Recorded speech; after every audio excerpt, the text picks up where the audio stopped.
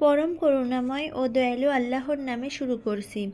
সূরা আন-নিসা, বাংলা অর্থ, আয়াত সংখ্যা 18। আর তওবা তাদের জন্য নেই যারা অন্যায় করতেই থাকে, এমনকি যখন উপস্থিত হয় তাদের কারো মৃত্যু, তখন তারা বলে, এখন তওবা করলাম। আর তাদের জন্যও নয় যারা মৃত্যুবরণ করে কাফের অবস্থায়, এদের জন্যই যন্ত্রণাদায়ক শাস্তি প্রস্তুত করে রেখেছি। আয়াত সংখ্যা 19। হে মুমিনরা, তোমাদের জন্য হালাল নয় বল প্রয়োগে নারীদের ওয়ারিস হওয়া। তাদের বলপূর্বক আটকিয়ে রেখো না, যাতে তাদেরকে দেওয়া বস্তু ফিরিয়ে নিতে পারো। হ্যাঁ, যদি তারা প্রকাশ্যে অন্যায় করে ফেলে, তবে সঙ্গতভাবে তাদের সঙ্গে চলো। যদি তাদেরকে তোমরা অপছন্দ করো, তবে হয়তো তোমরা এরূপ জিনিসকে অপছন্দ করছো যাতে আল্লাহ তোমাদের জন্য কল্যাণ রেখেছেন। আয়াত সংখ্যা 20। যদি এক স্ত্রীর স্থলে অন্য স্ত্রী গ্রহণ করতে চাও আর তাদের কাকেও বহু সম্পদ প্রদান করে থাকো, তবে তা হতে তোমরা কোনো কিছু ফেরত নিও না। তোমরা কি তা গ্রহণ করতে চাও অন্যায় ও প্রকাশ্য পাপ দ্বারা? আয়াত সংখ্যা 21। আর কি রূপে তা গ্রহণ করবে, অথচ তোমরা পরস্পর মেলামেশা করেছ, আর নারীরা তোমাদের নিকট থেকে দৃঢ় অঙ্গীকারও গ্রহণ করেছিল। আয়াত সংখ্যা 22। আর তোমরা কখনো তোমাদের পিতার বিবাহিতা নারীদেরকে বিবাহ বন্ধনে আবদ্ধ করো না, তবে পূর্বে যা হওয়ার হয়েছে। এটা নির্লজ্জতা ও ঘৃণ্য আর নিকৃষ্ট আচরণ। আয়াত সংখ্যা 23।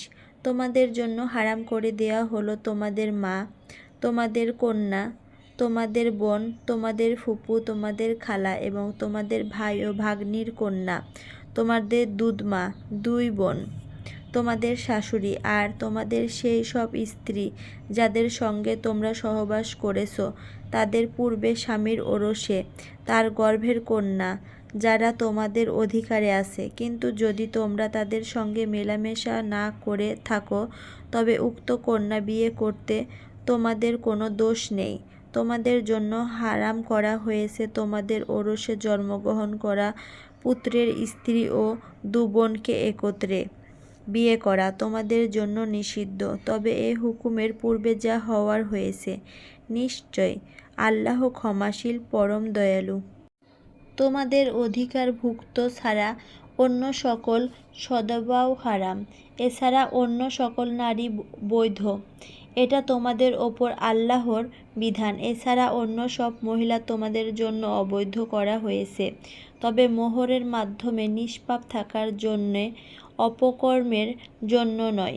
যাদেরকে বিয়ের মাধ্যমে উপভোগ করতে চাও, নির্ধারিত মোহর তাদের দিয়ে দাও, আর তোমাদের কোনো গুনাহ হবে না। যদি মোহর নির্ধারণের পর কোনো ব্যাপারে তোমরা পরস্পর সম্মত হও, নিশ্চয়ই আল্লাহ মহাজ্ঞানী, প্রজ্ঞাময়। আয়াত সংখ্যা 25। আর যারা মুমিন স্বাধীন নারী, তাদের বিয়ে করার সামর্থ্য যদি তোমাদের মধ্যে কারোর না থাকে, তবে সে তার অধিকারভুক্ত মুমিন দাসী বিয়ে করবে। আল্লাহ তোমাদের ঈমান সম্পর্কে অবহিত। তোমরা একে অপরের সমান, অভিভাবকদের অনুমতি নিয়ে তাদের বিয়ে করবে এবং তাদেরকে যথাযোগ্য মোহর প্রদান করবে।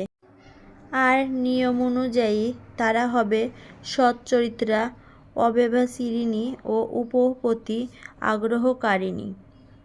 অতঃপর যদি বিবাহিতা হওয়ার পর তারা ব্যভিচার করে, তবে তার স্বাধীন নারী যে শাস্তি পাবে, তারা তার অর্ধেক শাস্তি পাবে। যারা ব্যভিচারকে ভয় করে, এটা তাদের জন্য ধৈর্য ধারণ করা তোমাদের জন্য উত্তম। আর আল্লাহ ক্ষমাশীল, পরম দয়ালু। আয়াত সংখ্যা 26।